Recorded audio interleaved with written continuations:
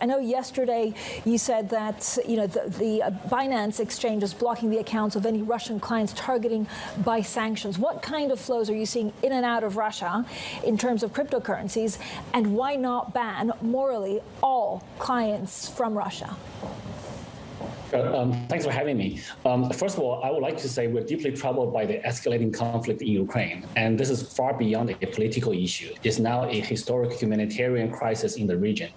Many people, including our users, are being put in harm's way, and we were doing everything we can to provide support to the Ukrainians suffering today, which includes $10 million donations to charity organizations like UNICEF, focusing on helping children, UNHCR, focusing on helping the three-something million refugees, ISANS, people in need, Red Cross, Save the Children, etc. Yeah.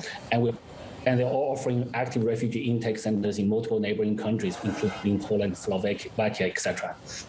So I'm back on the topic of the sanctions. Binance follows sanctions rules very strictly. Whoever's on the sanction list, they won't be able to use our platform. Whoever's not, they can. So we work very closely with international regulators very closely to apply sanctions. So, but we view that we do not have unilateral decision power on our own to freeze normal people's accounts. I think that would be, that's unethical for us to do. CZ, why not a ban completely? Are you concerned perhaps that all the users that you ban may gravitate towards your smaller rivals perhaps? No, I just think it's not our decision to make to freeze user accounts, etc. So, for example, Facebook has not banned Russian users. Google has not blocked off Russia, etc. United States have not done that. So we just follow rules. We don't make them. And also, just from an ethical point of view, many Russians do not support this war. So I think we should separate the politicians to the normal people. But CZ, if you don't go a step further, do you worry that this explicitly puts crypto on the wrong side of the law and on the wrong side of international norms? I mean, morally, are you comfortable with your position? We are following the position supported by governments all around the world, including the UN. We do not make the sanction rules. They are organizations who make those rules. We follow them. So we are doing exactly what the recommendations are. CZ, are you seeing sanctioned oligarchs trading on your platform? We know that you can't buy or sell on Binance anonymously. No, Binance.com is a full KYC platform. So there's many smaller exchanges, crypto exchanges that do not have a full KYC tier, but Binance don't have that. On Binance, everyone has to go through a mandatory KYC, and there's no way to avoid that. So we do full KYC, and there's not. Yeah, I do not know of any ways for people to get around that. Have you frozen anyone yet? Have you frozen any account yet? So to be honest, I'm not sure exactly how many we've frozen or not. We have a very experienced compliance team that come from traditional law enforcement and compliance backgrounds. They're extremely good. We now have world-leading experts in this field working in our team. Many of them are ex-law enforcement from the top law enforcement agencies all around the world. So I would imagine that there probably are some funds that was frozen, etc. But I don't know the details. But we have experts following this process very, very strictly.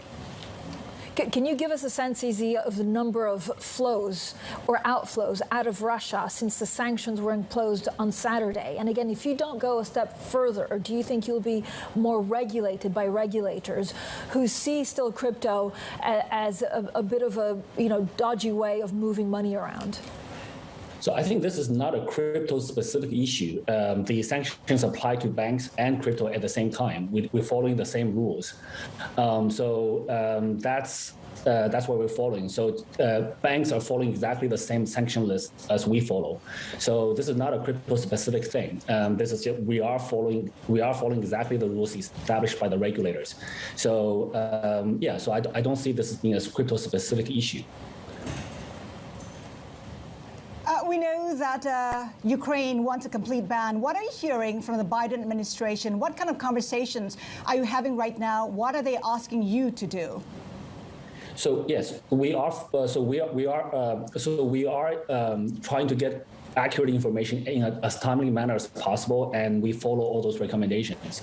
And so we are following the rules established by governments all around the world. And so it's not for us to decide to unilaterally freeze some Russian citizens' bank accounts that's not on the list.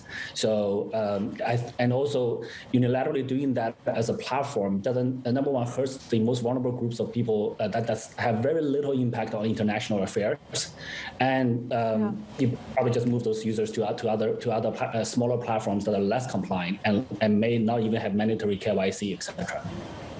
But Cici, at the same time, I mean, we're getting quite a lot of viewer comments, okay, and this is mainly traders saying we're not allowed to trade Russian stocks. So you as an entity, you're still doing business with Russia. Is not that against, sanctions? And a lot of people are writing in at the moment, and so we thank our viewers.